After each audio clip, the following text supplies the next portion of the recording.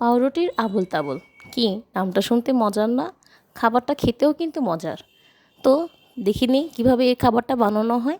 একটি ফ্রাই প্যানে 1 কাপ পরিমাণ পেঁয়াজ কুচি দিয়ে দিয়েছি, তারপর দিয়ে দিয়েছি কাঁচামরিচ কুচি এবং এখানে আমি 250 গ্রাম গরুর মাংস নিয়েছি।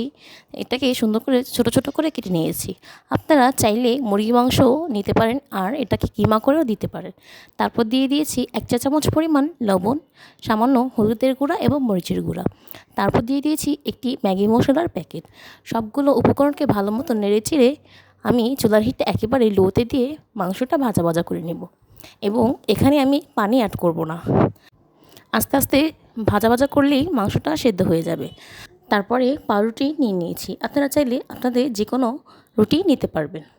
তারপরে পাউরুটির উপরে মাংসটা দিয়ে দিব এবং দিয়ে দিব কেটে রাখা শসা।